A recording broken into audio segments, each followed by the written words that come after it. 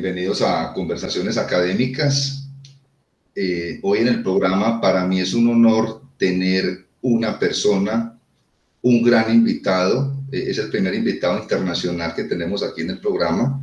Creo que es la primera vez que le van a hacer acá vamos a conversar con este gran científico latinoamericano que yo personalmente admiro mucho. Que es reconocido a nivel mundial, tengo que decirlo, es reconocido a nivel mundial. De hecho, acá tengo el libro de Michio Kaku, El futuro de la humanidad, fue el último libro de Michio Kaku, donde Michio Kaku le dedica un capítulo, se llama El impulso de Alcubierre, y también hay un diseño de una nave espacial del profesor Miguel. Bueno, nuestro gran invitado es el profesor científico, físico, teórico Miguel Alcubierre. Doctor Miguel Alcubierre, bienvenido aquí desde Pereira, Colombia. Muchas gracias, buenos días. Muy buenos días, doctor, ¿cómo ha estado? Bien, bien, gracias. Todo bien por aquí, todos en cuarentena, pero bueno, de ahí en fuera bien. Muy bien, gracias por aceptarnos esta invitación. Estuvimos varias semanas intentando y finalmente lo pudimos lograr. Bueno, yo voy a ser muy breve porque quiero que trabajemos mucho los temas pues, que tenemos pendientes. El doctor Alcubierre es físico teórico de la Universidad Nacional Autónoma de México, doctor en física de la Universidad de Cardiff en Gales, trabajó en el Max Planck Instituto de Física de Potsdam en el estudio de la física de los agujeros negros, fue director del Instituto de Ciencias Nucleares de la Universidad Nacional Autónoma de México de la UNAM desde el año 2012 hasta este año, y ha salido en diferentes programas internacionales como Discovery Channel, en revistas importantes a nivel mundial. Ha sido citado por, doctor Alcubierre, usted fue citado por Neil deGrasse Tyson en Cosmos. Sí. Usted fue citado en el programa por la idea suya del Warp Drive, del que vamos a hablar ahora. Entonces, gracias por la invitación. Yo quisiera primero preguntarle cuáles fueron sus inicios en la academia. ¿Usted cómo desarrolló el gusto por la ciencia, doctor Alcubierre?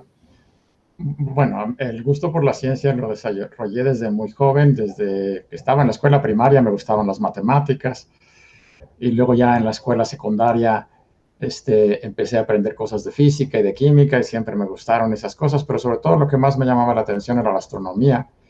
Estando en secundaria, pues trataba de leer todos los libros de astronomía que encontraba en la biblioteca.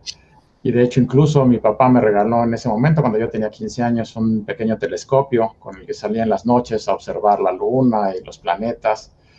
Y eso me desarrolló un gusto por la astronomía. También le empecé a leer mucha ciencia ficción. En esa misma época empecé a leer libros de Isaac Asimov, de Ray Bradbury, de Arthur C. Clarke.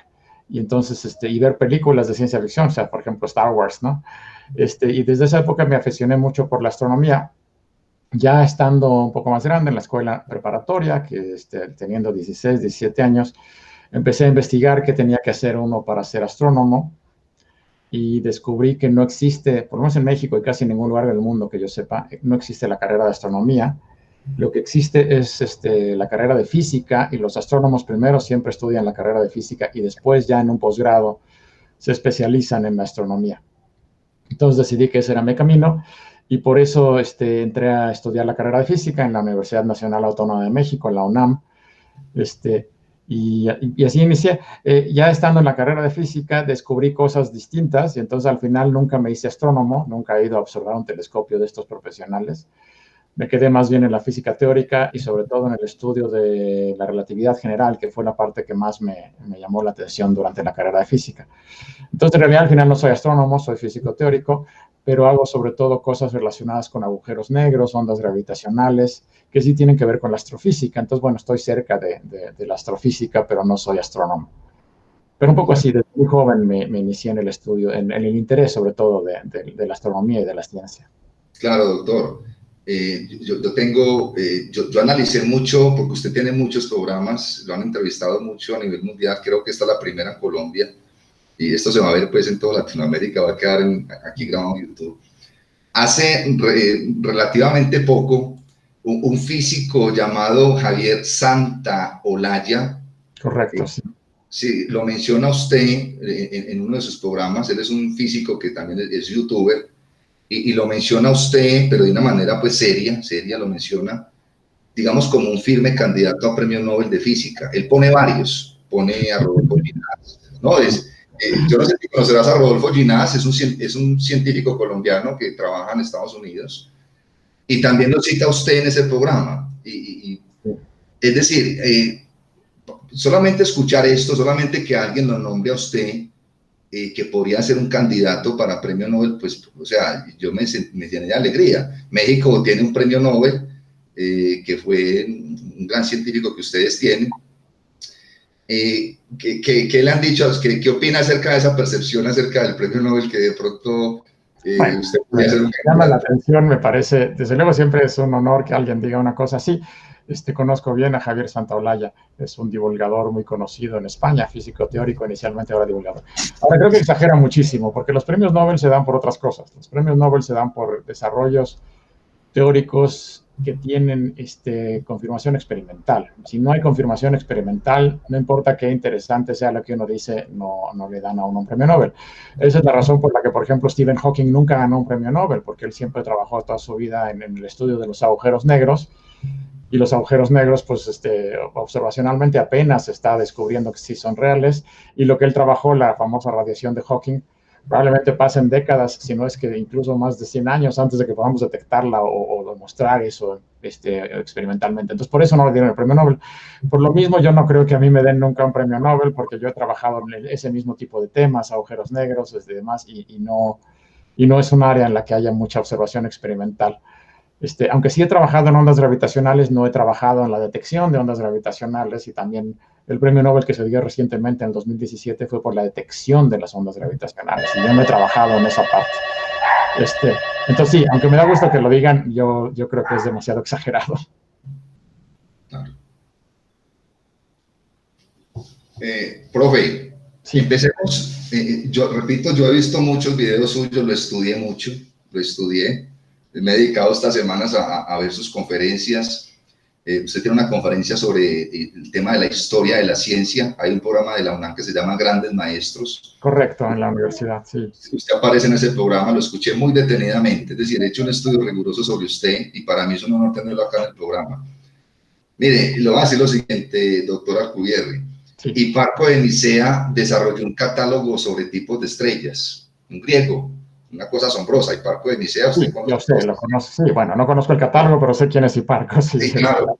Digamos que fue el primero que desarrolló el catálogo de estrellas que conozcamos. Luego Anaxágoras pensó que el Sol era una estrella, era un pedazo de roca incandescente más grande que el Peloponeso. Y en esa época pues se burlaron de él porque dijo eso, que el Sol era más grande que el Peloponeso y que era una roca incandescente. Sí. Pero ¿a dónde quiero llegar yo con esos comentarios? Desde los griegos hasta el 2020, es mucho lo que hemos aprendido acerca de las estrellas. Quizás ni Aristarco de Samos, ni Aristóteles, ni Platón, ni estos que nombré, sabían que era una estrella. Ellos no sabían que era estaba compuesta por hidrógeno y helio, bueno, todo esto que usted conoce muy bien. Entonces yo quería, y bueno, y también hay muchos tipos de estrellas, usted lo debe saber claramente porque usted es un experto en el tema. ¿Usted por qué se interesa en el tema de las estrellas? O sea, ¿cuál es su interés actual en las estrellas y en qué tipo de estrellas? Bueno, yo no trabajo estudiando estrellas, yo más bien trabajo estudiando relatividad general. Entonces no soy una persona que se dedique a estudiar estrellas en particular, más bien estudio soluciones de las ecuaciones de la relatividad general. Y en ese sentido, a veces estudio modelos muy sencillitos de estrellas en relatividad general, pero son estrellas que ni siquiera están hechas de materiales usuales, son estrellas hechas de campos escalares, que es un tipo de campo hipotético. Y, por ejemplo, las llamamos estrellas de bosones. No creemos que eso exista en la naturaleza. Lo que nos interesa más bien es estudiar las propiedades de la teoría de la relatividad general. Entonces, no soy ningún experto en estrellas. Como comentaba, no soy astrofísico. Entonces, no soy experto en estructura estelar. Y no ese es el campo que estudio. Me interesan más los agujeros negros, la formación de agujeros negros, la emisión de ondas gravitacionales, el colapso gravitacional, incluso un poco la cosmología, aunque tampoco he trabajado mucho en cosmología, pero sí me interesa y sí leo al respecto. Entonces, más bien eso, estoy interesado en el área de estudio de la relatividad general. Y la relatividad general, que es la teoría moderna de la gravedad, en realidad solo es necesaria cuando uno está estudiando regiones en las que la gravedad es muy intensa. Por ejemplo, justamente los agujeros negros, el origen del universo o la producción de ondas gravitacionales. En el estudio de estrellas ordinarias, como el Sol o cualquier otro tipo de estrella normal, la relatividad general no juega ningún papel porque la gravedad del Sol no es muy intensa. El Sol tiene una gravedad débil. Y la mayoría de las estrellas que vemos en el firmamento tienen gravedades débiles. Y para ese tipo de estrellas basta con la teoría de Newton, no necesitamos la relatividad general. Claro. Yo le hice la pregunta por lo siguiente, puedo estar equivocado, porque usted es el experto, puedo estar equivocado. Digamos, una estrella, dependiendo de su masa, va a ser su final. Es decir, todas las estrellas no tienen un mismo final. De acuerdo. ¿Estamos de acuerdo ahí o estoy equivocado, doctor Miguel? No, es cierto, dependiendo de la masa de la estrella es el final de su vida. Estrellas pequeñas o medianas, como el Sol, al final de su vida terminan de quemar todo el combustible nuclear. Primero pasan por el hidrógeno, cuando acaban el hidrógeno empiezan a quemar helio. Cuando empiezan a quemar helio, de hecho, el centro se calienta mucho, entonces la estrella se expande y se convierten en gigantes rojas. Pero el helio se quema más rápido que el hidrógeno, entonces duran en esa etapa relativamente poco, son como el 10% de su vida. Y luego empiezan a quemar otras cosas que les quedan, como oxígeno y nitrógeno y otros elementos, hasta que llegan al hierro. Cuando se empieza a acumular el hierro en el centro de la estrella, ese ya no puede utilizarse para reacciones nucleares y entonces va acumulando y eventualmente la estrella ya no tiene nada que quemar y empieza a apagarse. Si la estrella es como el Sol, lo que ocurre al final de su vida es simplemente el núcleo se llena de hierro, la estrella se empieza a apagar, se contrae, las capas externas escapan al espacio y queda el núcleo de la estrella que forma lo que llamamos una estrella enana blanca, que es una estrella como con la masa del Sol, pero con el tamaño de la Tierra, muy compacta, y esa poco a poco se va enfriando durante millones y millones de años. Estrellas más grandes que el Sol, como de 10 veces la masa del Sol o por ahí, al final de su vida explotan. Al final de su vida ocurre una reacción nuclear brutal en el centro, cuando primero colapsan las capas externas y luego se produce una especie de explosión en el centro y se convierten en supernovas. Pero para eso tiene que tener ya varias veces la masa del Sol, del orden de cerca de 10 veces la masa del Sol. Y ahí también depende, porque al final cuando explota una estrella en una supernova, las capas externas explotan, pero el núcleo de la estrella permanece.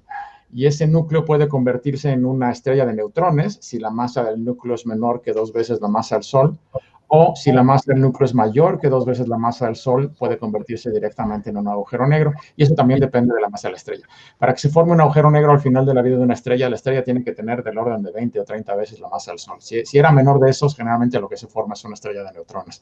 Pero eso tampoco le va a pasar al Sol. O sea, el Sol al final de su vida va a ser una estrella enana blanca que se va a ir apagando poco a poco. Entonces, sí, el final de la estrella depende de su masa, sí. Claro. Eso se entiende bastante bien. Sí, yo quería como llevar la conversación por ese lado, por eso empecé hablando de estrellas, porque usted es un estudioso de los agujeros negros. Correcto, entonces, sí, los agujeros negros sí los estudio, sí. Claro, por eso quise llevar la conversación, empecé como hablando de las estrellas. Es decir, hay un tipo de estrella que se convierte en un agujero negro. Sí, ¿cierto? Estrellas particularmente masivas, con 20 o 30 veces la masa del Sol.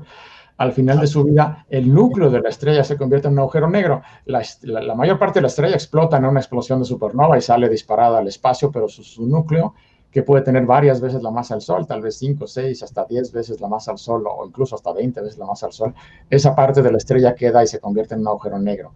Porque no es posible tener ningún tipo de estrella que conozcamos compacta, fría, con más de 2 veces la masa del Sol. O sea, las estrellas de neutrones no pueden tener más de 2 veces la masa del Sol porque con una masa mayor colapsan a un agujero negro. Entonces, eso es lo que ocurre para estrellas masivas. Al final de su vida tenemos agujeros negros. Creemos que de esos agujeros negros, de ese tipo de masas, de algunas pocas decenas de veces la masa del Sol, seguramente hay millones en todas las galaxias. Lo que pasa es que justamente como son agujeros negros, son difíciles de detectar. Pero suponemos que hay millones de esos en nuestra galaxia y en cualquier otra galaxia. A veces esos agujeros negros nacen en parejas y entonces eso es más interesante porque pueden chocar y emitir ondas gravitacionales, que eso es a lo que yo me he dedicado mucho a estudiar. La formación de ondas gravitacionales cuando 2 agujeros negros chocan. Y eso sí ocurre.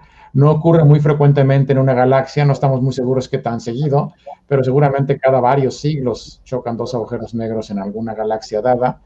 Pero cuando uno considera el universo completo, donde hay miles de millones de galaxias, pues esto está ocurriendo en algún lado del universo casi todos los días, ¿no? Entonces, eso es lo que sí yo estudio, estos choques de agujeros negros y la formación y la emisión de ondas gravitacionales de esos sistemas. Claro, doctor. Yo quiero llevar la conversación para ese lado porque he visto películas. Acá tengo muchos libros, acá tengo Einstein, tengo este libro de Carl Sagan, La conexión cósmica, el de Michio Kaku, tengo este de Einstein sobre la teoría de la relatividad, este es el libro de Einstein, un libro de Martin Rees, el que fue director de Royal Society, físico teórico también. Yo quisiera como que profundizáramos un poco más en ese tema, porque hay algo que, que se llama el agujero Einstein-Rosen. Es un agujero de gusano, ¿cierto? Esa es otra cosa, ese es un agujero de gusano, no un agujero negro. No, un agujero negro. ¿Qué diferencia hay entre ambos o cómo sería ahí? ¿O son cosas totalmente distintas, o sea, no, estrictamente no tienen nada que ver uno con el otro, son cosas totalmente diferentes. Un agujero negro es el final de la vida de una estrella, es una región del espacio en donde la gravedad es tan intensa que ni siquiera puede escapar la luz. Cuando toda la materia de la estrella se concentró esencialmente en un punto, entonces la gravedad se hace tan intensa que hay una cierta región alrededor de este punto en el que se concentró la materia donde no se puede escapar, ni siquiera la luz puede escapar. Lo llamamos un horizonte. Entonces los agujeros negros se definen porque tienen un horizonte y es una región de la que la luz no puede escapar. Los agujeros negros tienen una gravedad muy concentrada, si uno se acerca demasiado, si uno se acerca justamente a la distancia del horizonte, uno cae al agujero negro y es imposible escapar. Entonces son negros porque no emiten luz, la luz no escapa, y se les llama agujeros porque una vez que uno cae dentro nunca puede volver a salir. En el centro del agujero negro la gravedad formalmente se vuelve infinita, según la teoría que tenemos, y una gravedad infinita despedaza todo lo que caiga ahí. Entonces cualquier objeto que caiga en un agujero negro terminará completamente despedazado en el centro. Y estos objetos se forman sobre todo al final de la vida de estrellas muy masivas, pero pueden formarse de otras maneras. Por ejemplo, en el origen del universo había tal densidad de materia por todos lados que probablemente se formaron agujeros negros sin necesidad de estrellas. En el centro de todas las galaxias que hemos estudiado en algún detalle hay agujeros negros monstruosos con millones de veces la masa del Sol o incluso miles de millones de veces la masa del Sol. Eso no nos queda muy claro cómo se formaron, pero seguramente no se formaron a partir de la muerte de una estrella, porque no hay estrellas de ese tamaño. Entonces se deben haber formado de otra manera. Pero esto es un agujero negro, es esta región de una gravedad tan intensa que no puede escapar la luz, por eso les decimos negros y les decimos agujeros, porque si uno cae no sale de regreso. Un agujero de gusano es otra cosa totalmente distinta. Un agujero de gusano es una cosa hipotética. Los agujeros negros no son hipotéticos, los agujeros negros sabemos cómo se forman, están allá afuera, tenemos una evidencia enorme observacional de que existen. Los agujeros de gusano son totalmente hipotéticos y son más bien como atajos, como túneles en el espacio y en el tiempo. Un agujero de gusano es lo que uno está acostumbrado a ver en la ciencia ficción, en algunas series en donde hablan como de unos portales que si uno entra por aquí sale en otro lugar del universo o en otro lugar del planeta, nada más dando unos cuantos pasos. Eso es un agujero de gusano, es como un atajo, un túnel en la estructura del espacio que me permite entrar aquí y salir a una distancia gigantesca. Son hipotéticos. Nunca se ha visto un agujero de gusano en la naturaleza, no tenemos ni idea de cómo podríamos crear un agujero de gusano, pero no están prohibidos por la teoría de Einstein. Entonces, por eso la gente luego los estudia a nivel teórico, a ver cuáles serían sus propiedades, porque la teoría de la relatividad general de Einstein, que es esta teoría que nos habla de la curvatura del espacio-tiempo, permite que estas cosas en principio existan, pero hay ciertos inconvenientes. Por ejemplo, para tener un agujero de gusano estable que no se nos cierre encima, tendríamos que tener energía antigravedad, lo que los físicos llamamos energía negativa, algún tipo de antigravedad, y la antigravedad no existe, entonces, bueno, tienen ciertos inconvenientes. Los agujeros de gusano también tienen otro nombre, que es el que acaba de mencionar usted. Se les conoce como túneles de Einstein-Rosen, y eso se debe a que la primera persona que los estudió, o las primeras personas que los estudiaron, fueron justamente Einstein y su colaborador Nathan Rosen en la década de los 30 del siglo pasado. Ellos estudiaron este tipo de soluciones porque ocurre una cosa interesante. Dentro de un tipo de soluciones muy específicas de agujero negro, la solución que se conoce como la solución de Karl Schwarzschild, que fue la primera solución matemática de un agujero negro que se conoce, que se descubrió en 1917, incluso no 1916. En esa solución, dentro del agujero negro, hay un agujero de gusano. Entonces, son cosas diferentes, pero dentro de este agujero negro hay un agujero de gusano, hay un túnel de Einstein-Rosen, y los primeros que lo estudiaron fueron justo Einstein y Rosen, por eso se llaman así. Pero esta es una solución muy abstracta de un agujero negro, no corresponde a los agujeros negros que existen en la naturaleza. Es una solución demasiado perfecta, demasiado abstracta, con demasiadas simetrías que no corresponden realmente a la naturaleza y que describe bien un agujero negro en la parte de afuera, pero en la parte de adentro no, en realidad no. Y entonces este túnel de Einstein-Rosen que existe en estos agujeros negros de Schwarzschild, no creemos que exista en la naturaleza. O sea, estos túneles de Einstein-Rosen no creemos que se formen cuando mueren las estrellas. Aunque teóricamente sí pueden darse, teóricamente son posibles. Teóricamente son posibles, lo que no quiere decir que en la naturaleza ocurran, ¿no? Que hay cosas que son posibles teóricamente que nunca ocurren en la naturaleza. Teóricamente, de acuerdo a todas las leyes de la física, es posible que unos pedazos de vidrio que están en el suelo brinquen a la mesa y se conviertan en un vaso.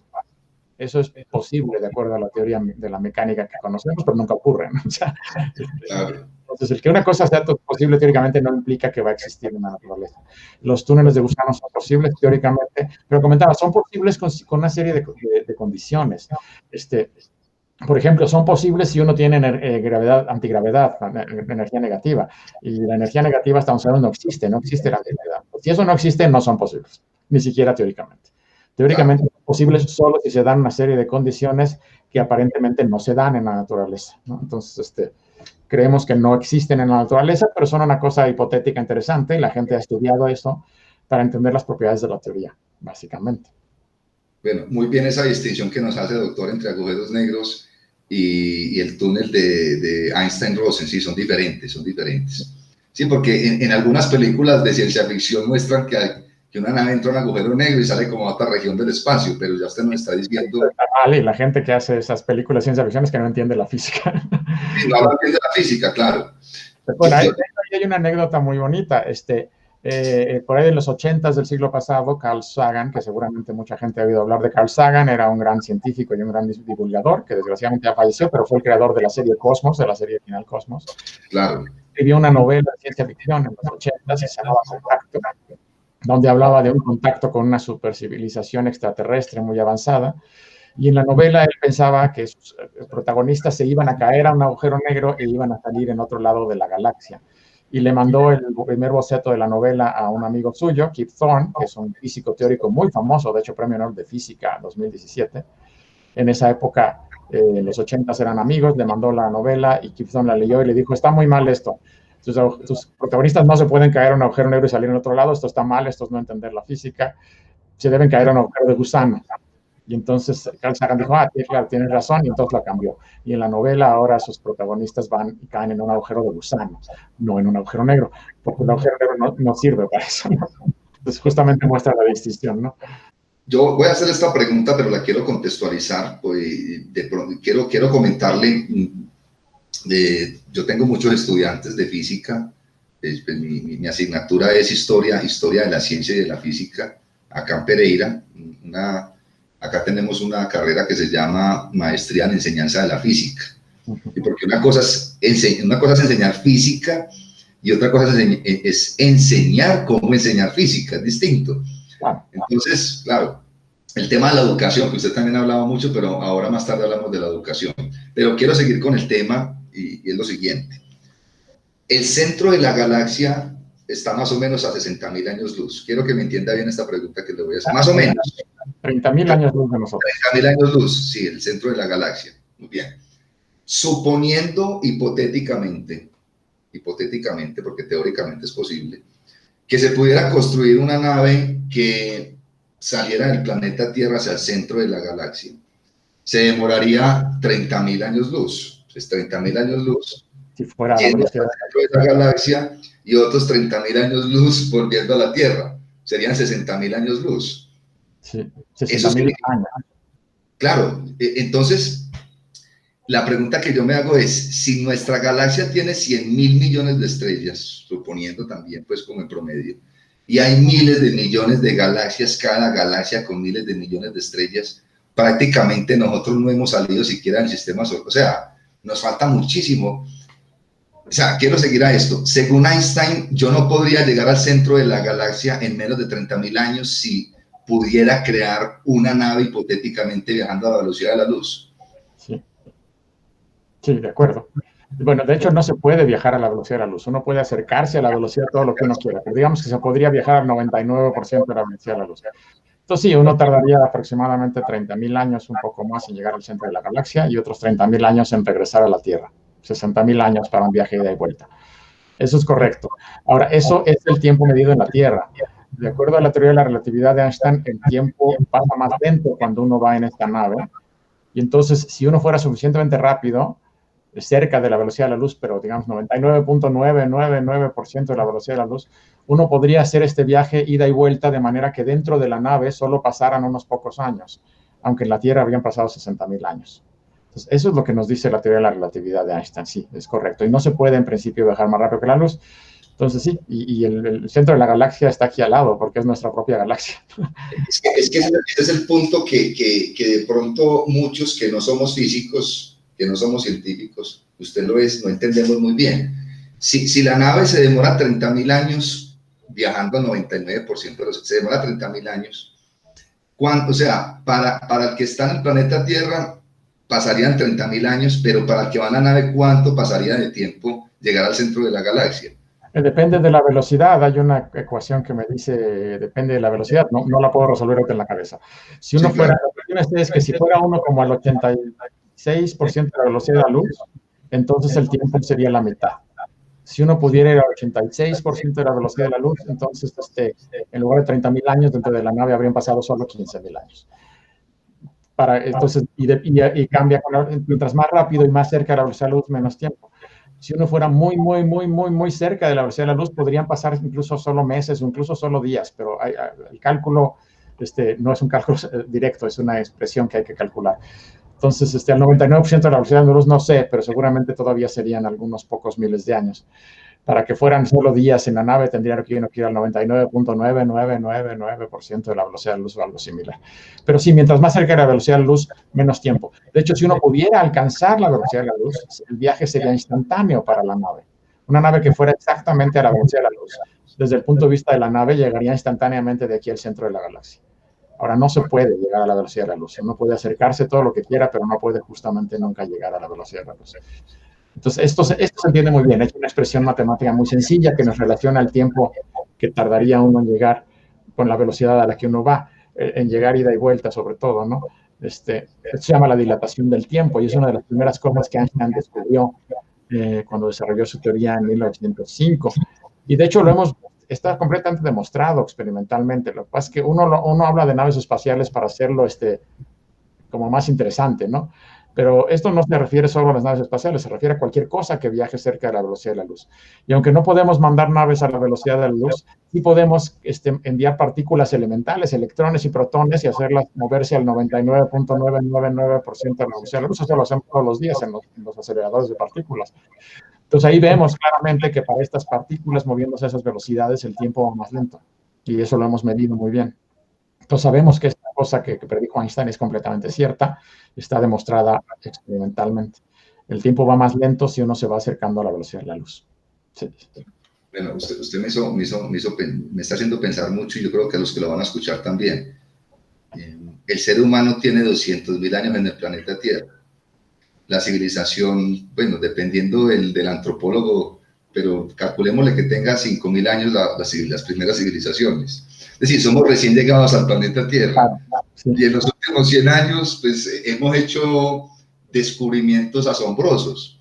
Entonces, yo me acuerdo un poco de un físico ruso, se me escapa en este momento el nombre, creo que es Kardashev, si no estoy mal, que habla de tipos de civilizaciones. Una sí, tipo Kardashev, sí. Kardashev. Entonces dice que una tipo 1 es aquella que es capaz digamos, de dominar el planeta Tierra. Pues acá lo estoy resumiendo, de utilizar toda la energía del planeta Tierra. Toda la energía disponible en un planeta, sí, esa sería exacto. Tipo 1. Una tipo 2 es aquella que es capaz de dominar una estrella, toda la energía de su estrella local, y una tipo 3, que ya sería muy avanzada, prácticamente dominaría toda la galaxia. Correcto. Ahora, sí. El paso ni siquiera hemos llegado al tipo 1. O sea, no, seríamos punto 6 o punto 7 hoy, cuando si acaso. Sí. Es decir, hace 2.000 años o hace 2.500 años, todos esos grandes científicos, Hiparco de Nicea, Arquímedes, Aristóteles, Aristarco, ellos quizás pensaban, vea, esto es lo que conocemos. Y ellos decían que eran modernos, ellos no iban a decir, ve, somos astrónomos antiguos. No, claro. Exacto. Ahora, nosotros en el 2020, y yo le digo, Einstein decía, porque estamos acá pues conversando, Einstein decía, toda la ciencia comparada con la realidad es primitiva, infantil, sin embargo, lo mejor que tenemos. Entonces, en ese sentido, doctora Cubierre, usted, nos falta mucho por conocer en física, de teorías, es decir, cuando, por ejemplo, en este libro Stephen Hawking, El Gran Diseño, dice, hay que llegar a una teoría del todo que sea capaz de juntar la teoría de la relatividad con la mecánica cuántica. Correcto. Estamos cerca de eso. ¿Usted cómo ve el avance de la física en el 2020, hoy 1 de octubre? Pues estamos cerca, posiblemente, pero es difícil saber qué tan cerca. Yo creo que tenemos teorías que funcionan muy, muy bien, impresionantemente bien en muchas áreas de la naturaleza. La mecánica cuántica describe no solo las moléculas y los átomos, sino los núcleos atómicos y las partículas elementales con una precisión impresionante. Y cada vez que hacemos un experimento nuevo, resulta que la predicción de la teoría funciona perfecto. Entonces, ni siquiera hemos encontrado que falle. No hemos podido hacer un experimento en donde la teoría falle. Lo mismo pasa con la relatividad general. No hemos encontrado ninguna observación astronómica donde la teoría falle. De hecho, al contrario, cada vez que mejoramos las observaciones astronómicas, la teoría sigue funcionando perfectamente bien. Entonces, creo que en ese sentido entendemos muchísimo de la naturaleza. Entendemos la estructura de la gravedad y del tiempo y del espacio. Entendemos la mecánica cuántica, las partículas elementales, los núcleos atómicos, todo eso en enorme detalle. Pero estas dos teorías tienen la desventaja de que matemáticamente, cuando uno trata de juntarlas, son incompatibles. Entonces, eso nos muestra que no lo entendemos todo. Hay algo ahí que no entendemos. Pero esta es una preocupación completamente teórica. A nivel de experimentos, no existe ningún experimento hoy en día que no podamos explicar con estas teorías. Entonces, es impresionante por un lado, pero no las hemos podido juntar.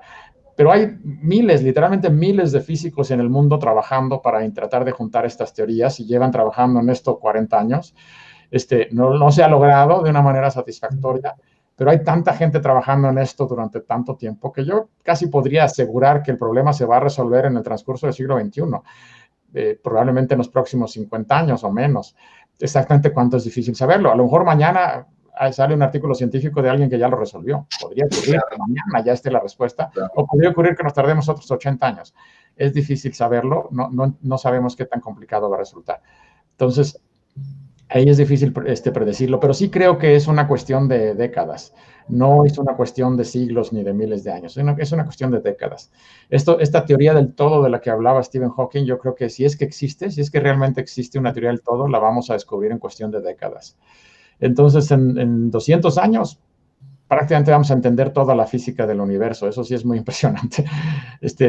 Y yo creo que sí se va a llegar a ese momento en que entendamos la física con un detalle pues, increíble y que básicamente conozcamos ya todas las leyes físicas, que no quiere decir que podamos aplicarlas a todo, porque la naturaleza es muy complicada y los sistemas complejos pues requieren matemáticas muy avanzadas y cálculos muy complicados que a lo mejor no vamos a poder hacer tampoco en 200 años, pero las leyes básicas, fundamentales, seguramente sí las vamos a conocer. Yo sí no creo que sea cuestión de milenios ni de siglos, creo que es cuestión de décadas, si acaso, cuando mucho 100 años para que la física esté prácticamente terminada en el sentido de entender todas las leyes fundamentales de la naturaleza. Que sí, o sea, lo impresionante es que de que empezamos a tratar de entender física con Galileo a principios del siglo XVII, llevamos en esto 400 años y a lo mejor en otros 100 o 200 vamos a haber acabado con todas las leyes de la física. Y eso es algo muy impresionante. El universo finalmente, como decía Einstein, lo más incomprensible del universo es que es comprensible, que sí lo podemos comprender, que sí lo podemos entender, que no es que haya misterios para siempre. Yo creo que en algún momento vamos a entender las leyes con todo detalle, de la física por lo menos. Claro. Hay una cuestión, digamos, mi formación, doctora Alcubierre, es más filosófica. Esta pregunta es más como de corte filosófico.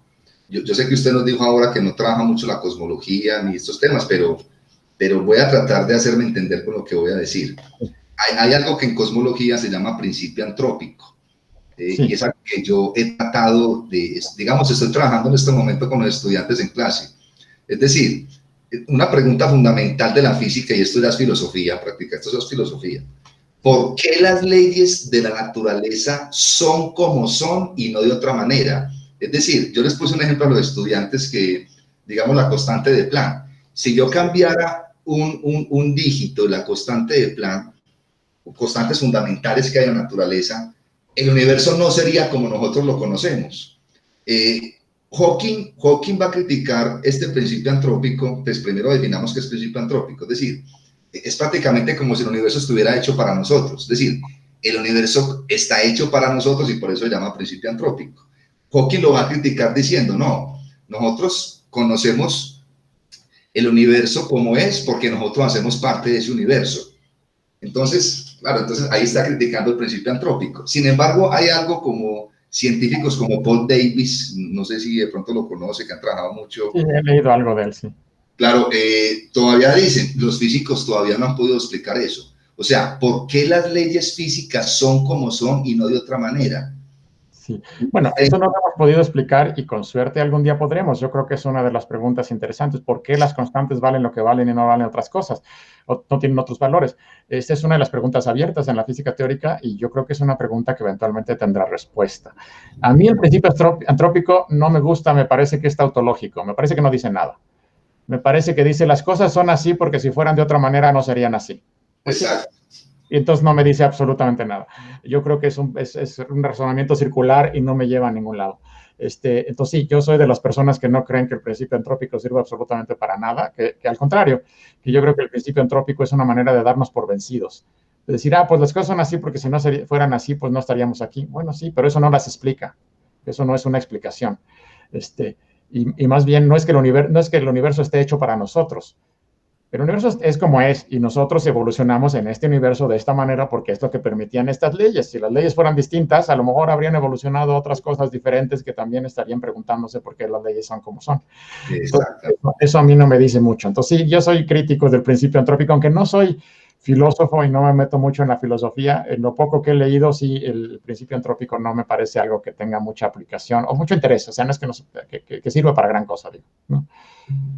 Claro, no, pero yo pienso que estoy de acuerdo con ese argumento que usted utilizó. Claro, si existieran otros universos con otras leyes distintas a las nuestras, y esos seres dirían, no, ¿por qué el universo se creó para nosotros? Pues, claro, sería una tautología prácticamente.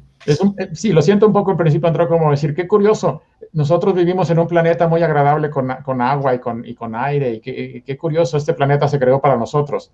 Y no, pues vivimos aquí porque no podríamos vivir en Marte, ahí nos moriríamos, ¿no? Entonces, no es que la Tierra se haya creado para nosotros, es que en la Tierra había condiciones adecuadas para que algo evolucionara y en otros planetas no las había. Entonces, en ese sentido, no es curioso que vivamos en un planeta con condiciones agradables. Si no tuviera condiciones agradables, no podríamos haber evolucionado aquí. Entonces, por eso creo que es un poco tautológico el principio antrópico. Claro. Yo voy a proseguir hablando de leyes de leyes de la naturaleza y de fuerzas de la naturaleza. Hace relativamente poco, yo lo escuché a usted en una entrevista que decía lo siguiente. Por ejemplo, yo de hecho tenía este trapito acá. Yo tengo este trapito acá. Supongamos de que esto es un ejemplo que ponen mucho en televisión. Esto es una tela. Digamos que este es el espacio. Y si yo pongo acá un objeto en el centro, este objeto va a hundir la tela, digamos, va a causar una distorsión en el espacio. Entonces, usted decía en un programa que las 4 fuerzas fundamentales que hay en la naturaleza, la fuerza nuclear débil, la fuerza nuclear fuerte, el electromagnetismo y la gravedad, usted decía, de las 4 fuerzas, la gravedad no es una fuerza. Pues a mí me causó impresión eso, porque uno lee los libros de física que dicen que la gravedad es una fuerza. Y usted en el programa dijo, no, la gravedad no es una fuerza, la gravedad es una distorsión del espacio y del tiempo. Entonces, yo quisiera que usted, ¿cómo se cambió? O sea, ¿un físico hoy en día ya no piensa que es una fuerza la gravedad o ya piensa que es una distorsión del espacio y del tiempo? Estrictamente los físicos no pensamos que la gravedad es una fuerza desde hace 100 años, más de 100 años. Si uno lee los libros de física introductoria, sí, se le trata como una fuerza. En la teoría de la gravitación universal de Newton, que es una teoría del siglo XVII, sí, la gravedad se considera una fuerza. Pero a partir de la teoría de la relatividad general de Einstein, que es de 1915, o sea, hace 105 años, desde esa teoría para entonces la gravedad no es una fuerza. Sí se le considera una interacción en algún sentido, porque las partículas interaccionan a través de la gravedad, pero no es una fuerza porque las partículas se mueven libremente en un campo gravitacional. O sea, y se mueven todas iguales. Entonces, más bien la gravedad es una manifestación de la geometría del espacio y del tiempo. Simplemente es eso, no es una fuerza en ese sentido. O sea, una fuerza se considera en física como algo que desvía a las partículas de la trayectoria natural que seguirían de otra manera. Eso está en la primera ley de Newton. La primera ley de Newton nos dice las partículas libres de fuerzas siguen líneas rectas, movimiento rectilíneo uniforme. La ley de Newton moderna no dice eso. La primera ley de Newton moderna dice las partículas libres de fuerzas siguen las trayectorias más rectas posibles en el espacio-tiempo. Pero el espacio-tiempo es curvo. Y entonces, si el espacio-tiempo es curvo, pues esas trayectorias más rectas posibles no van a ser líneas rectas, van a ser curvas. Y lo que hace la gravedad es curvar el espacio. Entonces, las partículas siguen siguiendo la trayectoria más recta posible porque no hay ninguna fuerza actuando sobre ellas, pero esa trayectoria más recta posible no es una línea recta porque el espacio está curvo. Entonces, la gravedad es la que curva el espacio, no es una fuerza directamente en sí misma, es simplemente una manifestación de la geometría del espacio, y las partículas en hecha geometría del espacio tratan de seguir las líneas más rectas posibles. Las otras sí son fuerzas, porque la fuerza magnética y la fuerza eléctrica justamente desvían a las partículas de seguir esta trayectoria, digamos, natural. Las partículas quieren seguir una trayectoria natural, la electricidad y el magnetismo las desvían de esta trayectoria natural. También las otras fuerzas, las fuerzas nucleares fuertes y débiles, desvían a las partículas de esta trayectoria natural. La gravedad no las desvía de la trayectoria natural, al contrario, la gravedad les dice cuál es la trayectoria natural. Entonces es distinta a las otras, ¿no? Claro, yo quisiera, si de pronto me equivoco, porque estamos aprendiendo acá, estamos aprendiendo, pero yo no sé si lo escuché muy bien o de pronto no lo entendí muy bien. Por ejemplo, yo como ser humano, es pues imposible que yo pueda ir contra la fuerza nuclear fuerte. O sea, yo no puedo coger un átomo y con pues no se puede. Pero usted decía que la gravedad, yo cojo un libro, o sea, sí me hago entender, o sea, yo puedo de alguna manera ir contra la gravedad. Sí me hago entender un poquito la analogía. No estoy entendiendo la analogía muy bien, porque uno puede contra todas las interacciones. Claro que podemos contra la fuerza nuclear fuerte. Le lanzamos un protón a un núcleo y lo rompemos. Y eso, ahí lo que hicimos fue ir contra la fuerza nuclear fuerte. Entonces, sí, todas las fuerzas las podemos alterar con otras fuerzas. Eso no entiendo la analogía.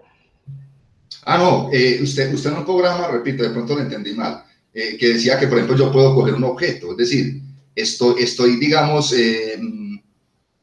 estoy como, o sea, no es una fuerza tan fuerte, valga la redundancia. Sí, la gravedad es una fuerza muy débil. Muy débil, exactamente. De las 4 interacciones de la naturaleza, la más débil de todas es la gravedad y por muchísimo. Yo puedo levantar este objeto de la mesa y ya le gané a todo el planeta Tierra. Todo el planeta Tierra, la gravedad de toda la Tierra quiere mantenerlo en la mesa, yo ya lo levanté. Y mi cuerpo, la energía de mi cuerpo funciona con fuerzas electromagnéticas. Entonces ahí estoy demostrando que el electromagnetismo es muchísimo más poderoso que la gravedad. La fuerza nuclear fuerte, pues todavía más, se llama fuerza nuclear fuerte. La fuerza nuclear débil es más débil que la electromagnética, por eso se llama así, pero sigue siendo mucho más fuerte que la gravedad. La gravedad es con mucho la fuerza más débil o la interacción más débil, si quieren, que existe en la naturaleza, por muchísimo. Lo que pasa es que la gravedad la notamos porque las otras fuerzas se pueden balancear unas a otras. Las fuerzas nucleares son de corto alcance, solo alcanzan distancias muy cortas, como el tamaño de los núcleos atómicos. A distancias más largas desaparecen. La fuerza eléctrica y magnética sí puede alcanzar distancias muy grandes, pero la naturaleza a gran escala es neutra. Los protones son positivos y los electrones negativos, y entonces se van cancelando. Entonces, a gran escala, la fuerza electromagnética no se nota porque se canceló. Mientras que la fuerza de la gravedad, esa sí se nota, no hay nada que la cancele. La gravedad siempre es igual, siempre es positiva, no hay cargas de gravedad negativa, eso no existe. Entonces, la gravedad solo se va sumando y sumando y sumando y sumando. Y cuando tengo una cosa al tamaño de un planeta, pues ya se nota, ¿no? Entonces, en ese sentido, por eso la notamos en la vida diaria y por eso la gravedad domina la estructura del universo a gran escala, porque es la única que no se canceló. Pero las otras se fueron cancelando, pero las otras son mucho más fuertes a escalas cortas, son muchísimo más fuertes. La gravedad, de hecho, es uno de los misterios de la naturaleza. ¿Por qué la gravedad es tan débil? Es muy débil, es muy débil por lo que llamamos los físicos muchos órdenes de magnitud. Órdenes de magnitud es números de ceros que uno pone, claro. Y la gravedad es como 40 veces más débil que la fuerza de la electricidad, nada más en la cantidad de ceros que hay que poner para medirla. Es 40 órdenes de magnitud más débil. Entonces es una fuerza muy, muy, muy débil. Y eso es una de las razones por la que, por ejemplo, nos costó tantísimo trabajo, nos costó 100 años detectar las famosas ondas gravitacionales, que es un poco en lo que yo he trabajado. Las detectamos por primera vez en el 2015 y Einstein las predijo en 1917. Nos tardamos 98 años en detectarlas. Y la razón es justamente esa, la gravedad es muy débil, lo que implica que las ondas gravitacionales son terriblemente débiles, y como son muy débiles, es muy difícil detectarlas. No teníamos simplemente la tecnología para detectar algo tan débil. Pero con esa pregunta que usted me acabó de hacer, con esa aclaración final, digamos que aunque la gravedad no es una fuerza, pero suponiendo que es una fuerza, la más débil de todas. Sí, Y sí, sí, la asumimos como una fuerza, la más débil de todas, sí. la más débil de todas. Bueno, esta pregunta es un poquito, bueno, hay científicos, de hecho Martin Rees lo ha hecho y Carl Sagan y Michio Kaku, veo que van por ese mismo lado. Yo escucho mucho hablar de la materia oscura, de la energía oscura, de la energía negativa, y eso tiene que ver también mucho con el destino del universo. Por ejemplo, hoy tenemos el Big Bang, pero también está el Big Crunch, que el universo se puede contraer, expandir hasta un momento determinado y luego volverse a contraer, pero eso dependería de la cantidad de masa. del universo. Exacto, entonces, hasta usted que, o sea, usted personalmente, si usted fuera, ¿qué le gustaría resolver de la física que le parece fundamental? ¿Cuánta materia oscura hay en el universo? ¿Existe la antigravedad? Bueno, ¿cuál cree que son preguntas? Sí, hay varios misterios. ¿Cuánta materia oscura en el universo? No hay ningún misterio. Sabemos cuánta hay. Es el 25% de toda la energía del universo es materia oscura. Pero lo hemos visto. No, no sabemos qué es. Sabemos cuánta hay, pero no sabemos de qué está hecha. Sabemos cuánta energía oscura hay. Esa es otra cosa. La energía oscura y la materia oscura, aunque tengan nombres parecidos, son cosas muy distintas. Ambas afectan la estructura de la evolución del universo desde su origen y la dinámica de las galaxias, pero son cosas muy distintas. Produce una expansión acelerada del universo, produce una especie de antigravedad. Y la materia oscura no, la materia oscura simplemente es algún tipo de materia que produce gravedad normal y de la que hay mucha en las galaxias, pero que no está hecha de ninguna de las partículas que hemos descubierto hasta la fecha. Y sabemos eso porque ninguna de las partículas que hemos descubierto hasta la fecha funciona bien cuando tratamos de explicar la estructura del universo. Entonces, la materia oscura es alguna partícula nueva que no hemos descubierto hasta ahorita, pero que seguramente algún día aparecerá por ahí en algún acelerador de partículas, que tiene masa, pero que no tiene campo eléctrico, no tiene carga eléctrica, y como no tiene carga eléctrica, no produce luz y por eso es oscura. Entonces, eso es lo que suponemos, que la materia oscura es algún tipo de partícula nueva, con una masa grande, que algún día aparecerá en un acelerador de partículas y todavía no ha aparecido. Entonces, no sabemos bien qué es, pero sabemos cuánta hay. Es una cosa curiosa, pero sí sabemos. Entonces, una cosa muy interesante sería descubrir qué es la materia oscura. ¿Y qué es la energía oscura? Esa es otra cosa. La energía oscura es como un campo de energía que está en todo el universo y que produce una especie de antigravedad que hace que las galaxias se separen cada vez más rápido. Pero tampoco sabemos de qué está hecha y no sabemos cómo funciona bien. Eso es uno de los grandes misterios de la naturaleza que me gustaría descubrir, pero yo creo que esos dos misterios de la naturaleza seguramente también se van a descubrir en las próximas décadas. Cada vez estamos más cerca, estamos haciendo mejores observaciones astronómicas y tenemos cada vez más detalles de estas cosas. Entonces, eventualmente vamos a entender bien qué son, y creo que es cuestión de décadas. Incluso menos, en una de esas en 5 años ya sabemos, pero siendo realistas probablemente nos tardemos 20 o 30 años, pero eventualmente sabremos. La antigravedad no sabemos si existe, no hay ninguna evidencia. A mí me encantaría, ojalá, si aparece algún tipo de antigravedad que pudiéramos manipular en el laboratorio, sería fantástico. Eso me encantaría. Pero no hay evidencia de que esto vaya a pasar. Podría simplemente ser que no existe y ya. Y nunca la vamos a encontrar porque no existe. Entonces, esas cosas me encantarían. Pero la otra cosa que es el gran problema de la física teórica hoy en día es lo que ya habíamos mencionado, la poder unificar la teoría de la gravedad, la relatividad general de Einstein con la mecánica cuántica. Eso no se ha podido. La gente lleva trabajando en eso más de 50 años y no lo hemos logrado. Se ve que el problema matemático debe ser muy complicado, por eso no lo hemos logrado. Y eso yo también, ojalá se resuelva, porque si eso se resolviera, entenderíamos muchísimas cosas. Si entendiéramos eso, podríamos entender qué pasa en el centro de un agujero negro. Podríamos entender el centro y lo que llamamos hoy en día la singularidad, el centro de un agujero negro. ¿Qué pasa ahí? ¿Cómo se comporta ahí el espacio y el tiempo en el centro de un agujero negro? Podríamos a lo mejor entender incluso si los agujeros negros son eternos o no, si podríamos entender mejor la radiación de Hawking, podríamos entender qué le pasa a un agujero negro al final de su vida, podríamos entender el origen del universo, porque en el origen del universo, en la gran explosión, el famoso Big Bang, también ahí necesitamos, para entender el instante de la creación, necesitamos entender cómo unificar la gravedad con la mecánica cuántica. Si pudiéramos hacerlo, podríamos entender qué fue lo que causó el Big Bang e incluso qué pasó antes. Pero no podemos mientras no entendamos eso. Entonces, resolver ese problema creo que es el problema fundamental de la física teórica hoy, el unificar gravedad con mecánica cuántica. Pero existen estos otros, que es la energía oscura, que es la materia oscura, tampoco sabemos. No sabemos por qué las partículas tienen las masas que tienen, no sabemos por qué las constantes de la naturaleza, la constante de Planck, la velocidad de la luz, la constante de Newton, por qué tienen los valores que tienen. Todas esas preguntas no las tenemos y son muchas preguntas muy interesantes a nivel teórico. Entonces, cualquiera que pudiéramos resolver sería interesantísimo, nos permitiría avanzar mucho. ¿Por qué solo hay un campo de Higgs? ¿Por qué solo hay 3 familias de partículas elementales? ¿Por qué no 2 o por qué no 10? No sabemos. A lo mejor hay más de un campo de Higgs. ¿Podemos usar el campo de Higgs para algo? O sea, ¿o nomás es una cosa teórica interesante? ¿O tiene alguna cosa que podríamos aplicar tecnológicamente para controlar a lo mejor algún tipo de reacciones nucleares? No lo sabemos.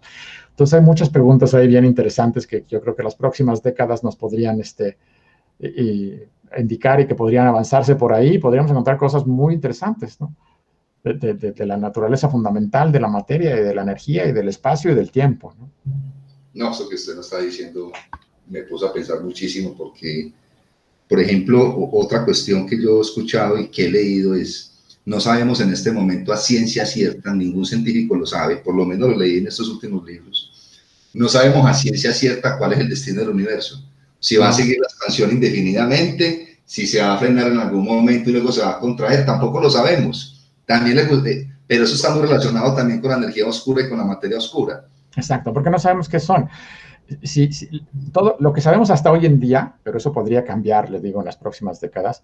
Claro. Pero de acuerdo a lo que sabemos hoy en día, hay energía oscura, hay materia oscura y hay materia ordinaria, digamos, átomos y demás. La energía oscura domina. La energía oscura es el 70% de toda la energía del universo. Y la energía oscura acelera la expansión del universo. Entonces, hasta donde sabemos hoy en día, si la cosa se mantiene así, el universo se va a expandir para siempre y cada vez más rápido. Eso sería el destino final del universo. Si esto ocurre, las galaxias se alejarán unas de otras cada vez más y eventualmente el cielo se volverá pues, muy oscuro porque no habrá otras galaxias, ¿no? Y las estrellas se apagarán y, bueno, eso será el destino final del universo. Eso es lo que parecen indicar las cosas que sabemos hoy. Pero bueno, esto podría cambiar. El Big Crunch, que sería esto de que el universo llega, se expande a un máximo y se vuelve a contraer, y sería como un opuesto al Big Bang, parece hoy en día que no va a ocurrir porque la expansión del universo no se está frenando, al contrario, se está acelerando, cada vez es más rápida, entonces no se va a detener. Eso es lo que parece que todo nos indica el día de hoy. Pero te digo, eso podría cambiar si descubrimos algo nuevo en los próximos 50 años, entonces podría cambiar eso. Pero hasta el día de hoy parece ser que el destino del universo es eso, expandirse para siempre cada vez más rápido. Y bueno, eventualmente todo se alejará, las galaxias se alejarán unas de otras y no veremos otras galaxias. Bueno, esto pasará dentro de miles y miles de millones de años, pero eventualmente eso es lo que ocurriría, ¿no?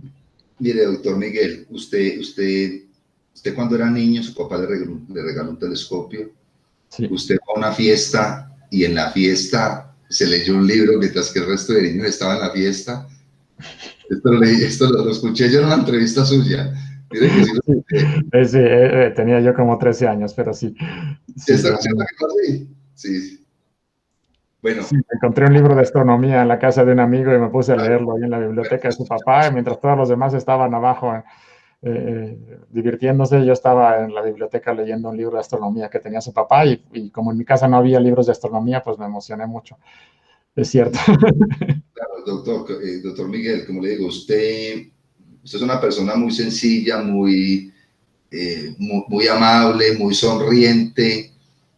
No es una persona arrogante, o sea, me encanta una persona así, pues con el nivel que usted tiene, porque usted es conocido a nivel mundial. O sea, yo no estoy acá inventando, usted lo ha citado, usted ha salido en programas de nivel mundial, citado por Neil deGrasse Tyson, citado por Michio Kaku, Stephen Hawking fue a una conferencia suya.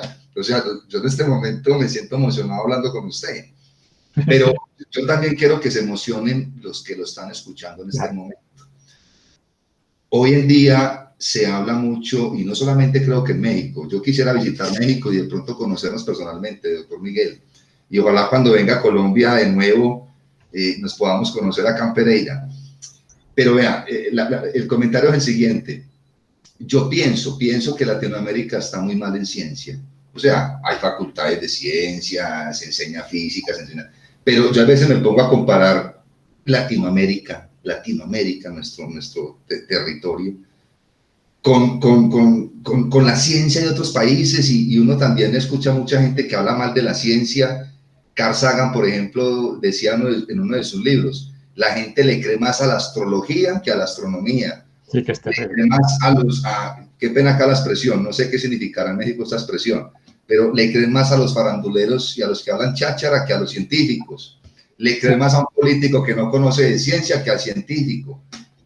Y yo quisiera que nuestras futuras generaciones, sus nietos, sus hijos y los hijos de nosotros, pues vieran en la ciencia algo que es importante, que hace parte de nuestra civilización. Yo quisiera que usted nos hablara acerca de su defensa de la ciencia, el comentario que yo acabo de hacer de su defensa de la ciencia. ¿Qué opina? Sí, bueno, yo creo que de entrada tenemos un muy mal sistema educativo en muchos de nuestros países, donde se enseña muy poca ciencia y la que se enseña mal. A la gente se le enseñan una serie de datos y creen que la ciencia es nada más alguna serie de datos y ya, y no se les explica muy bien cómo funciona la ciencia, y se quedan con una idea de que la ciencia primero es aburrida y luego nada más es una serie de cosas, y que además se vale decir yo no creo en eso, y está muy mal. La ciencia no es una cuestión de creencias, la ciencia es conocimiento comprobable que nos ha costado siglos alcanzar, y vamos muy poco a poco. Digo, haciendo ciencia moderna tenemos 400 años apenas, o sea, los antiguos griegos empezaron un poquito, pero luego a la gente se le olvidó. Entonces, la ciencia moderna tiene 400 años, se avanza muy lento porque todo lo que aprendemos lo aprendemos con mucho cuidado. Y la gente luego piensa es que no le creo a los científicos, y ahí es un error conceptual, porque no es cuestión de creer. O sea, la ciencia es justamente, se basa en cosas muy simples. O sea, de hecho la gente no lo entiende, pero es increíblemente simple lo que es la ciencia. La idea científica es simplemente observa las cosas con cuidado, sé lo más sistemático posible en observar lo que estás viendo, y luego trata de razonar de manera lógica. Y ya, eso es la ciencia. Entonces, cuando la gente dice no creo en la ciencia, digo, bueno, ¿en qué no crees? ¿No crees en la lógica o no crees en observar las cosas con cuidado? Y todo lo que hemos aprendido a lo largo de 400 años ha ido poco a poco avanzando. Y hoy en día sabemos muchas cosas, pero hemos ido avanzando poco a poco, y todo lo que sabemos lo hemos ido comprobando. Por supuesto, hay cosas que no sabemos hoy en día. Por eso seguimos haciendo ciencia, y siempre hay cosas que seguimos sin saber, pero hay cosas que sí sabemos, porque las hemos comprobado. Sabemos que la Tierra es redonda. Con estas gentes que ahora dicen que la Tierra es plana, o sea, entendemos, la ciencia es redonda, le hemos tomado fotos, pero además lo sabíamos desde antes porque lo habíamos medido, lo midieron incluso los griegos, porque hay evidencia empírica muy fuerte. Entonces, esta gente que dice que la Tierra es plana es porque simplemente no entiende la evidencia, o sea, no piensa con suficiente claridad para ver la evidencia y no tener prejuicios. La ciencia también se basa en quitarnos los prejuicios de encima. Como seres humanos siempre tenemos prejuicios. Siempre prejuzgamos las cosas, tenemos ideas preferidas, y la ciencia trata de que nos los quitemos todos esos prejuicios lo más posible, y es muy difícil quitarnos nuestros prejuicios. Por eso la ciencia también es una actividad colectiva. Pero nosotros necesitamos a muchos científicos para que nos estemos cuidando unos a otros. Eso que dijiste está mal porque es un perjuicio. Mira, fíjate en esto y en aquello. Entonces, tienes razón. Y estar dispuestos a decir estoy equivocado y cambiar de opinión. Eso también es una parte esencial de la ciencia. Entonces, la ciencia avanza cuando los científicos unos nos podemos poniendo de acuerdo muy despacio, y hay muchas controversias cuando algo no lo entendemos, hasta que finalmente lo acabamos de entender, y entonces esa controversia se acaba y tendremos otra. Entonces, por eso luego hay pleitos entre científicos en las áreas de la ciencia que todavía no entendemos. Pero las áreas que sí entendemos ya no hay ningún pleito. Los átomos existen, la Tierra es redonda, los virus causan enfermedades, todo eso es un hecho. La Tierra le da vueltas al Sol. Esas cosas no hay duda. Hay duda en cuál es la materia oscura y cuál es la energía oscura. Ahí hay duda.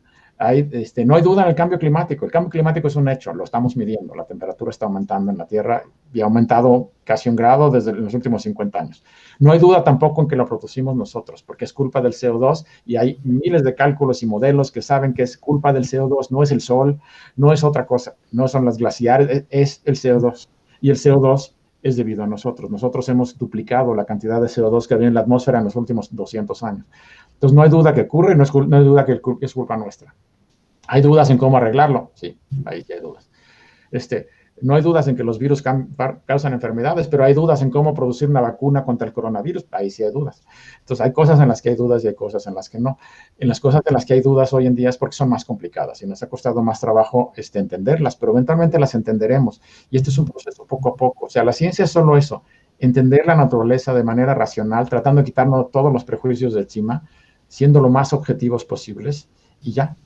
Entonces, y cuando decimos los científicos que algo es falso, es porque también hemos comprobado que es falso. La astrología es falsa porque simplemente nunca sirve. Primero no sirve, las predicciones de la astrología nunca funcionan. Y la rarísima vez que sí funciona es de casualidad. Y además simplemente no tiene ningún sentido. Los planetas lejanos no nos afectan de ninguna manera. No hay ninguna interacción física que hayamos detectado nunca en ningún laboratorio entre Júpiter y nosotros, más allá de la gravedad de Júpiter, pero como les digo, la gravedad es una fuerza tan débil que la gravedad de Júpiter no nos afecta en absolutamente nada. Y no tiene ningún otro tipo de interacción que hayamos podido detectar. Entonces, en ese sentido, la astrología sabemos que es falsa. Y lo sabemos, es un hecho. Entonces, cuando la gente dice que cree en eso y no en los demás, es porque no entiende el origen del pensamiento científico. Y yo creo que eso es lo que hay que enseñarle a la gente. Hay que enseñarle a la gente el pensamiento científico, no tanto los datos de la ciencia, eso los pueden ir aprendiendo después, pero el pensamiento científico. Y el pensamiento científico es simplemente eso, pensamiento racional basado en evidencia empírica, tratar de quitarnos todos los prejuicios de encima y aceptar que podemos estar equivocados. Y ese pensamiento científico nos puede ayudar en todas las áreas de la vida. Nos puede ayudar no solo a entender el Big Bang, no, nos puede ayudar a entender cuando alguien nos está tratando de engañar, cuando alguien nos está tratando de vender un producto milagro que no sirve para nada. El ser escépticos y pensar con cuidado y buscar la evidencia nos puede ayudar a que no nos engañen, que no nos engañen los políticos, que no nos engañen los que nos quieren vender mentiras. Y estar más preparados para eso, para poder pensar las cosas de manera racional, simplemente. Entonces, creo que el pensamiento científico es fundamental. Y hay países en que, digo, en todos lados hay mala educación científica. Si uno se da cuenta, Estados Unidos, por ejemplo, que tiene el mayor número de premios Nobel del planeta, de todas maneras, ahí la mayoría de la gente la cambia, no tiene una buena educación científica, pero hay más gente que sí la tiene. Es la diferencia con Latinoamérica. En Latinoamérica, muy poca gente tiene educación científica. En países desarrollados, mucha más gente la tiene. Entonces, creo que ahí lo fundamental es desde niños enseñarles simplemente el pensamiento científico. Pensar de manera racional, pensar basados en evidencias. Eso, ¿no? El mundo es como es, no como nosotros quisiéramos que fuera. Exactamente. Las cosas son como son y no como nos gustaría que fueran, ni modo. Sí, así es, y hay que aprender a aceptarlo, ¿no? Sí. Claro, y citando a Karl Popper, que lo cita Stephen Hawking, y también grandes científicos, la ciencia tiene algo que no tienen otras disciplinas. Se autocorrige a sí misma. Le interesa mucho la crítica racional. Es decir, otras disciplinas no, son dogmáticas. En cambio, la ciencia se autocorrige a sí misma a través del ensayo y del error. Exacto, y tenemos teorías científicas que estaban equivocadas y eventualmente la gente se dio cuenta y las quitó. Y al revés, ideas que originalmente parecía que eran muy locas y todo el mundo se burlaba y eventualmente nos dimos cuenta que estaban correctas. Por ejemplo, la deriva continental, la tectónica de placas. Cuando Wegener propuso que los continentes se movían a lo largo de millones de años, lo propuso hace como 80 años y la gente se moría de risa. Los otros científicos se morían de risa, decían, esto es ridículo. Y decían, no, miren, es que la costa de África y la de Sudamérica encajan muy bien y además hay cordilleras que si uno las pega se continúan. Está muy curioso y todo el mundo se moría de risa. Y después aprendimos que sí es cierto, se mueven los continentes y toda la tectónica de placas. Y hoy en día, de hecho, los medimos. Con satélites medimos que los continentes se están moviendo al ritmo de un par de centímetros al año, se están separando algunos, se están juntando otros. Entonces, eso al principio parecía ridículo, pero resultó que era cierto. Y al revés, teorías que podían parecer muy buenas, luego nos dimos cuenta que estaban equivocadas y las cambiamos. Y a veces eso toma décadas y otros siglos, pero nos autocorregimos. Y luego sí es cierto que hay científicos, por desgracia, como en todas las áreas del quehacer humano, hay fraudes. Y entonces hay científicos que hacen investigaciones fraudulentas, las publican, y durante algún tiempo la gente cree que eso estaba bien y luego otro científico se da cuenta que esto era un fraude y entonces lo explica y entonces nos damos cuenta que había un fraude. Entonces sí, es una disciplina que puede cometer errores pero que se autocorrige. Otras áreas del quehacer humano no lo hacen, o sea, y eso es lo que diferencia la ciencia, por ejemplo, de la religión. En la religión están dogmas que son los mismos desde hace 2000 años. En la ciencia no, en la ciencia decimos, esto que pensábamos está equivocado. Ya nos dimos cuenta porque hay nueva evidencia y lo medimos otra vez y está mal. Entonces hay que cambiarlo. Y lo cambiamos por algo que ahora funciona mejor. Y además estamos dispuestos a que nuestras teorías favoritas eventualmente se cambien. Por ejemplo, yo trabajo en relatividad general. Es esta teoría del espacio curvo y demás. Es una teoría preciosa, matemáticamente muy elegante. Pero todos sabemos que eventualmente vendrá una teoría mejor, porque esta teoría no está de acuerdo con la mecánica cuántica. Entonces, sabemos que esta teoría en algún lado está mal. Y vamos a buscar una teoría mejor. Y no quiere decir que esta teoría esté del todo mal. Esta teoría funciona muy bien en muchas circunstancias, pero en algunas cosas no funciona y entonces necesitamos una mejor teoría y nos queda claro a todos. Entonces nadie va a decir, uy, cuando alguien descubra una nueva teoría es que yo me resisto porque la relatividad general es la que no. Cuando hay una mejor teoría, pues tendremos que usar esa mejor teoría. Y eso pasa en todas las áreas de la ciencia. Nos autocorregimos y vamos poco a poco avanzando. Y creo que eso es fundamental. La ciencia está dispuesta a equivocarse. Eso es lo que la hace también importante. Estamos dispuestos a estar equivocados. Y cuando nos equivocamos y nos demuestran que estamos equivocados, pues tenemos que aceptarlo.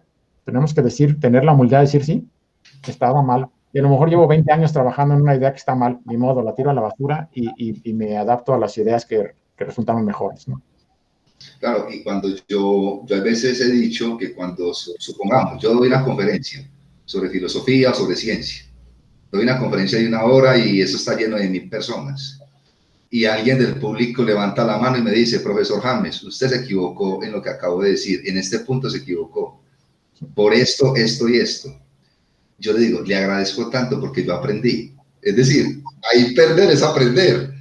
Claro, O sea, ahí perder, y yo pienso que así funciona la ciencia, con el ensayo y el error y con la crítica racional entre todos los científicos. exactamente, ese es el, sí.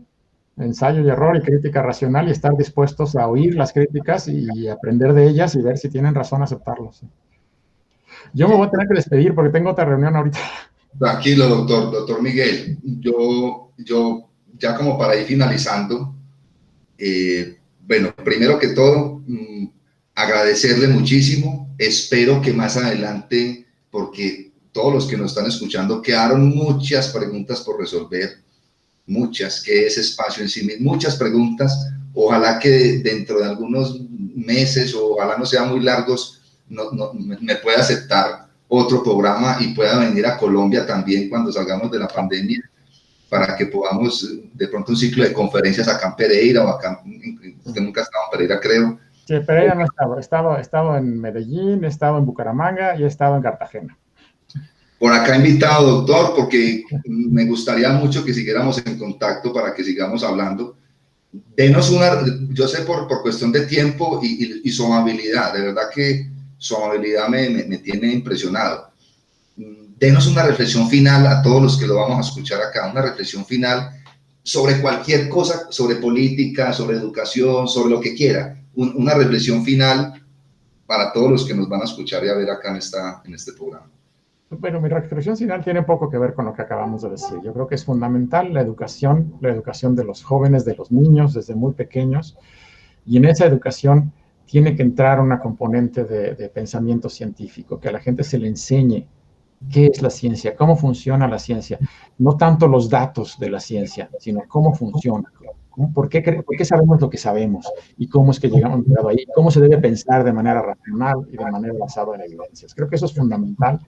Y enseñarle eso a la gente va a hacer que tengamos una sociedad en un futuro muchísimo más educada, capaz de tomar muchas mejores decisiones en todas las áreas, no nada más en el área científica, incluso en el área política, en muchas otras áreas.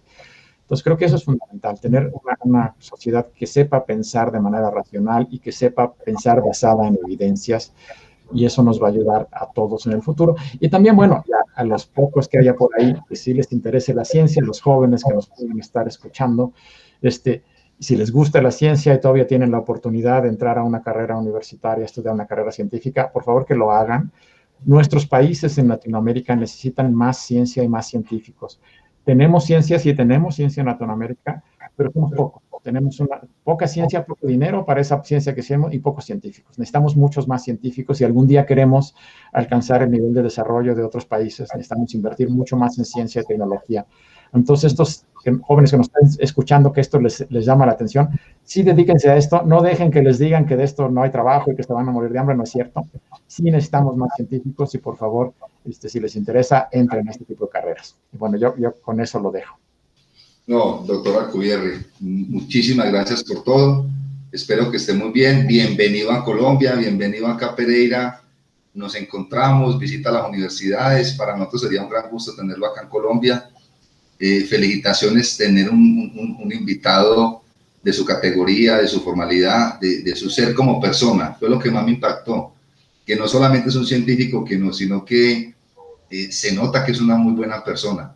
Espero que esté muy bien y un abrazo entonces, profesor Miguel. Muchas gracias por la entrevista. Hasta luego. Bueno, cuídense mucho, hasta luego. Gracias.